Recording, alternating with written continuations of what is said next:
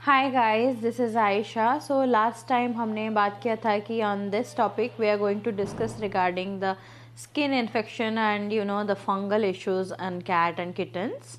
Usually जब हम cats रखते हैं तो फिर हमें काफ़ी सारे इश्यूज रहते हैं कि इन्फेक्शन जैसे कि डैंड्रफ इश्यूज होते हैं, फंगल प्रॉब्लम्स होते हैं, माइट्स प्रॉब्लम्स होते हैं।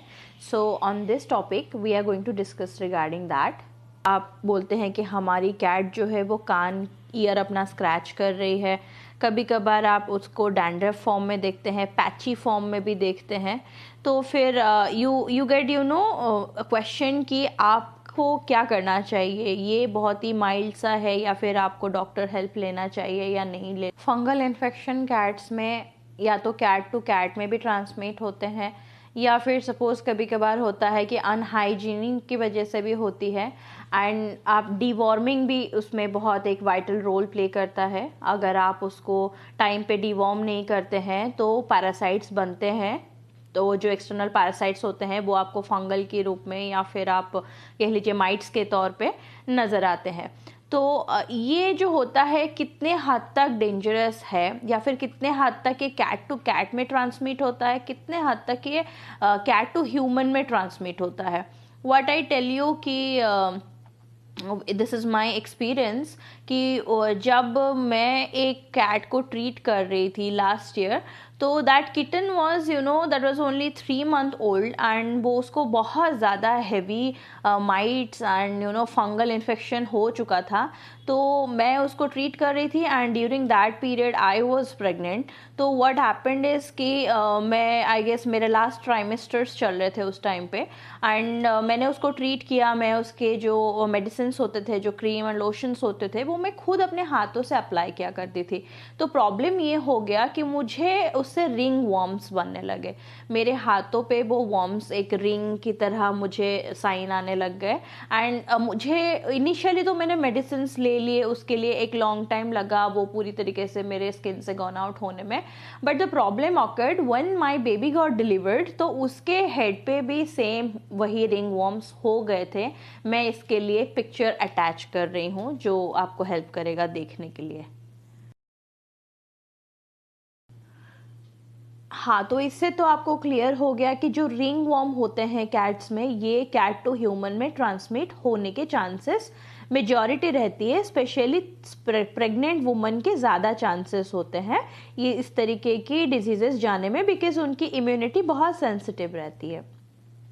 जो फंगल इन्फेक्शन होता है वो मोस्टली किटन्स अपने मदर से, अगर मदर को या फिर फादर को उनकी ये फंगल इश्यूज होते हैं या रहते हैं बिफोर प्रेगनेंसी कह लीजिए या आफ्टर प्रेगनेंसी कह लीजिए, फीडिंग के टाइम पे भी, तो उस टाइम पे ये बच्चों में ट्रांसमिट होने के चांसेस होते हैं। मेजॉरिटी चांसेस यही होता है। एंड सेकेंडरी चांसेस आपका ये भी रहता है कि अगर सपोज़ आपका कैट जो है कोई भी मॉइस्चर, जहाँ पे पानी हो रहा है, जहाँ पे पानी जम रहा है, जहाँ पे डस्ट है, वहाँ पे जाके बहुत ज़्यादा टाइम स्पेंड कर रहा है, तो फिर आपके कैट में डेफिनेटली ये सारे प्रॉब्लम्स देखने मिलेंगे, स्किन इश्यूज देखने मिलेंगे। या फिर weather change is something, suppose like the rainy and the mid between summer and rain के टाइम पे आपको ये डैंड्रफ प्रॉब्लम्स देख सकते हैं। या फिर अगर आप अपने कैट को टाइम टू टाइम ग्रूम नहीं कर रहे हैं, सपोज़ उनके हेयर कोम नहीं कर रहे हैं, उनको हेयर ट्रिम नहीं दे रहे हैं, या फिर टाइमली आप उनका बाथ नहीं कर रहे हैं, मेडिकेटेड बाथ नहीं दे रहे हैं, तो फिर ये प्रॉब्लम होता है। एंड एक सबसे बड़ा प्रॉब्लम रहता है year cleaning. Year cleaning is जो कि आपको हर 7 to 8 डेज में अपने कैट के ईयर को चेक करते रहना है कि उसमें ईयर वैक्स हो रहे हैं या नहीं हो रहे हैं। What is mites and what is fungal? Mites आपको रिकॉग्नाइज करने के लिए अगर आप उसके ईयर वैक्स हो गए या फिर जहाँ पे भी उसको ये स्किन प्रॉब्लम होते हैं, वो स्किन पार्टिकल लेके जो वेटनरी डॉक्टर्स होते हैं वेटनरी क्लिनिक पे माइक्रोस्कोप में उसको रखते हैं, तो फिर वो उसको विजिबल करते हैं। Then they can identify the mites के जो आपको दिखेंगे, जो उसके जर्म्स जो होते हैं वो उसे मूवेबल वो दिखते हैं। देन यू कैन रिकॉग्नाइज कि whether this is only mites और फंगल, तो आपको कैसे इसका ट्रीटमेंट करना चाहिए, you can choose it. Fungal transmit होने के एक और चांसेस भी होते हैं। सपोज़ एक आपका फंगल वाला कैट है जहाँ पे वो बाथ लेके शार लेके जा रहा है, या फिर दोनों आपका कोई हेल्दी कैट और आपका फंगल वाला कैट एक साथ रह रहे हैं, तो वो डेफिनेटली वो एक दूसरे को लिक करेंगे, एक दूसरे को ग्रूम करेंगे, तो उसमें जो है ये डिजीज़ ट्रांसमिट होता है। फंगल आप एक ऐसा डिजीज़ कह लीजिए कि I guess it takes really months and months to get covered. And कभी कभी ऐसा होता है कि फंगल के स्टेजेस अगर बहुत अर्ली होते हैं, बहुत माइल्ड होता है, तो वो आपके बहुत से basic medicine and basic moisture से वो चीज़ ठीक हो जाता है। बट कभी कभार it takes high injections and what we call oral medicine भी देने पड़ते हैं।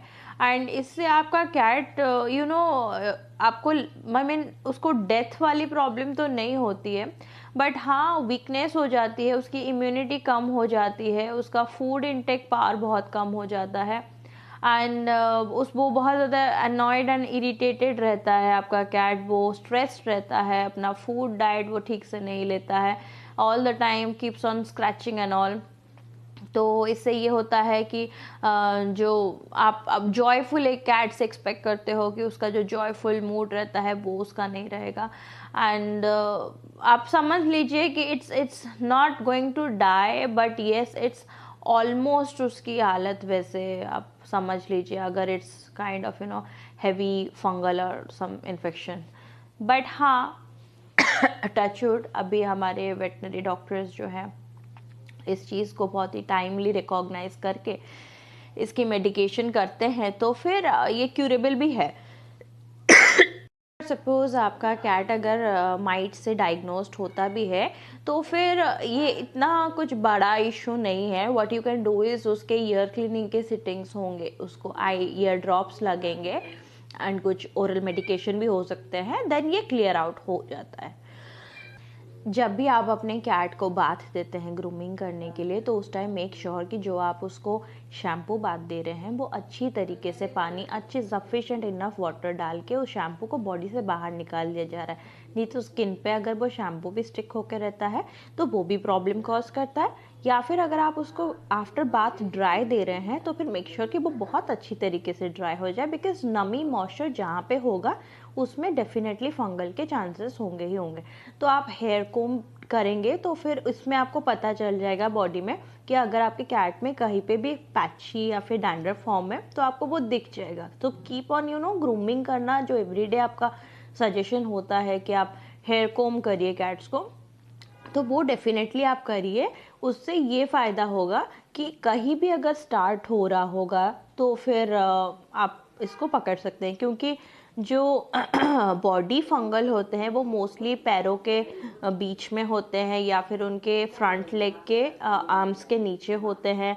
और जो ईयर के प्रॉब्लम्स होते हैं, माइट्स होते हैं, अगर आप लॉन्ग टाइम तक कान नहीं साफ करते हैं तो यू विल सी विजिबली उनके फोरहेड के पास से वो बाल गायब होने लगेंगे, या फिर ईयर के जो उनके पॉइंट्स होते हैं, ईयर पॉइंट्स के ऊपर से बाल गायब होने लगते हैं, सेंसिटिव होने लगता है स्किन।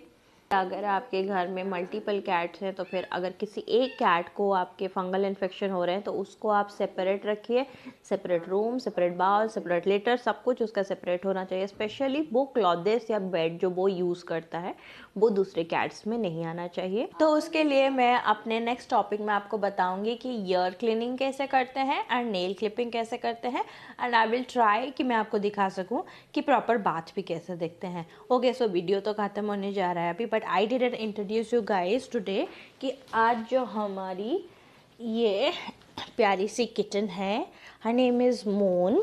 ओके, से हाई मून, से हाई। मून जो है वो एक साइमीज फीमेल है एंड वो अभी 3 months की है। ओके मून, ओके सी या, बाय।